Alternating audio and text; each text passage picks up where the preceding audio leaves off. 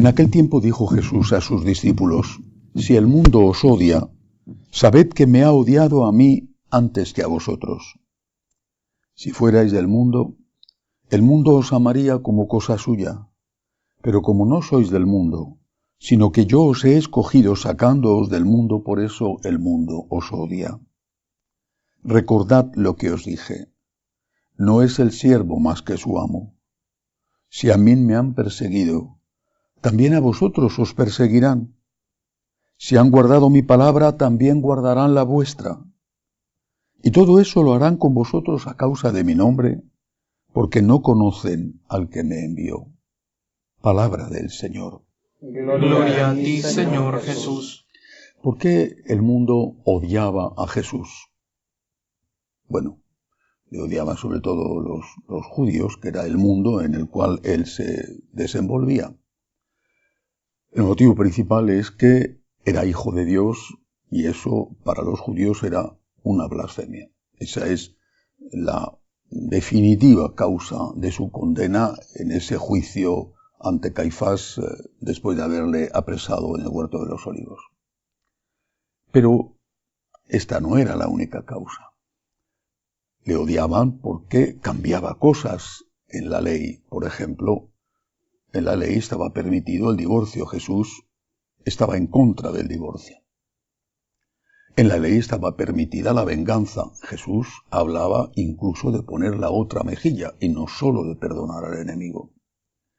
En la ley estaba establecido que no podía robar y Jesús decía que eso no era suficiente. Ahí está la bellísima parábola del buen samaritano para explicar que el cristiano tiene que ir más allá de cumplir los mínimos de no robar o de no matar. Cuando después el cristianismo entra en contacto, después de la muerte de nuestro Señor sobre todo, aunque él estuvo en Tiro, en Sidón, en la Fenicia, cuando entra en contacto con el mundo griego, romano, greco-romano, la labor de San Pedro, especialmente la de San Pablo, el resto de los apóstoles, los contrastes van a ser muchísimo más fuertes. Incluso un emperador que es considerado el emperador filósofo, Marco Aurelio, decía que el cristianismo era una locura, que era imposible de vivir, y eso que él era el emperador estoico, el emperador filósofo, era una locura. Y también Marco Aurelio persigue a los cristianos. Esta es la causa. Nos odian porque somos la luz. Nos odian porque somos la sal.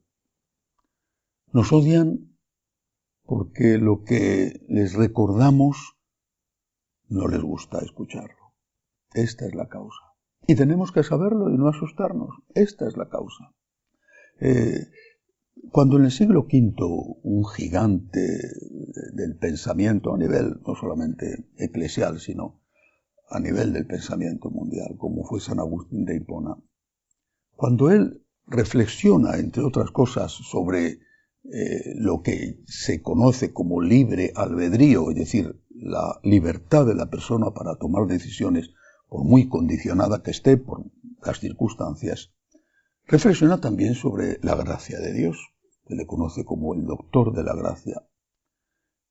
Y dice, en contra de los pelagianos que afirmaban que no hacía falta la gracia para salvarse, que todo era fruto del esfuerzo humano, dice que hay un equilibrio entre gracia y libertad.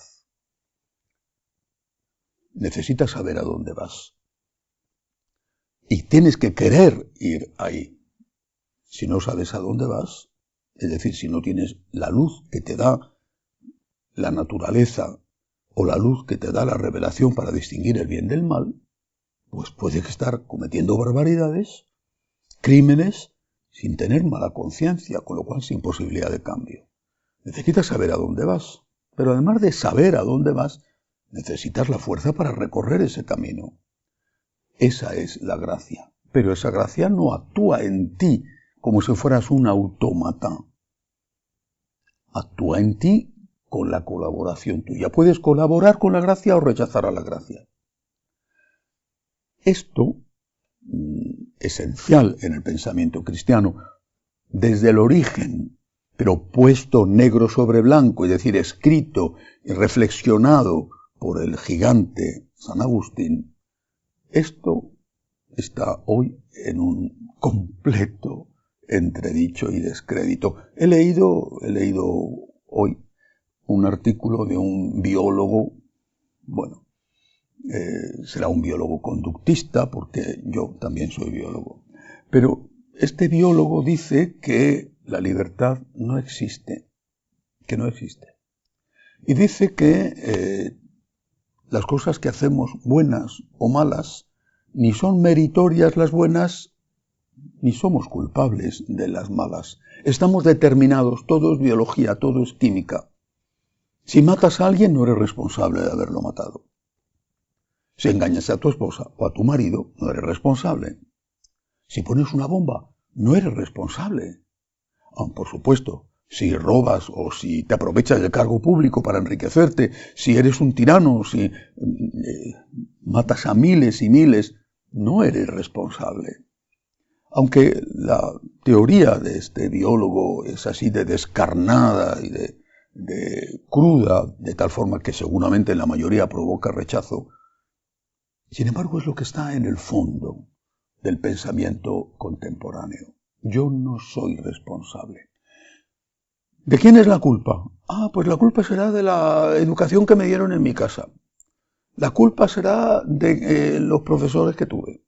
La culpa será de las circunstancias. La culpa será de mi jefe, de mi mujer, de mi marido, de mi hijo, de mi padre.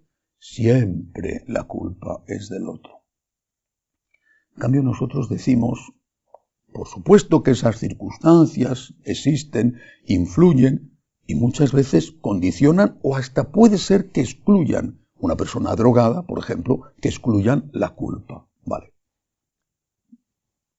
Pero tengo que analizar mi conciencia.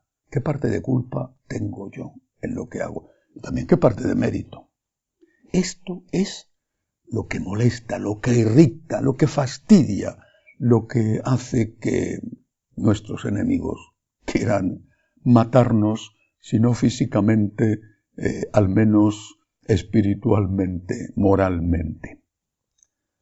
No tenemos que estar asustados. Ya lo previó Jesús. Vuelvo a leer este texto.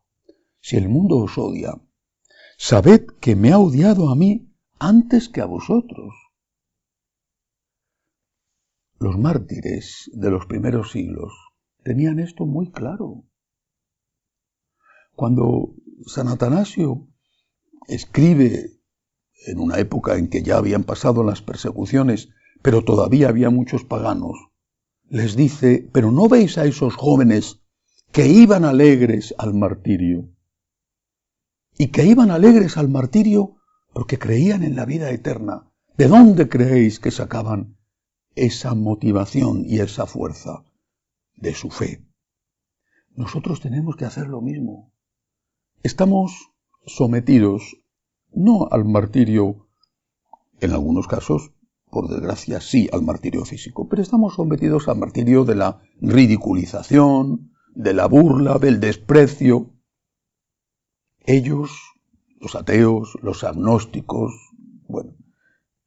ellos que tienen su moral, que hay de todo entre ellos, pero muchísimos de ellos, y ya está bien de aguantarlo, de que el ateo es bueno por naturaleza, porque la realidad dice que eso no es verdad, porque nadie es bueno por naturaleza. Pues ellos nos miran por encima del hombro, pero los que estamos cuidando de nuestros ancianos sin matarlos, aceptando a nuestros niños sin matarlos, intentando ser fieles en el matrimonio o en el sacerdocio, intentando ser ciudadanos honrados, intentando ser personas que ayudan al prójimo y que perdonan también cuando nos insultan. Esos somos nosotros. No digo que no exista el bien en los demás, pero aquí, francamente hablando, esos somos nosotros. También nosotros cometemos pecados, pero al menos decimos, soy culpable. Y decimos, perdóname, Señor, e intentamos mejorar. No debemos tener miedo. Antes han perseguido a otros empezando por Jesucristo. Forma parte de ser cristiano. No debemos tener miedo. Contamos con la gracia de Dios, con el socorro del Señor. Y sabemos que al final no fueron los leones los que acabaron con los cristianos, sino que terminaron siendo los cristianos los que acabaron con los leones. Que así sea.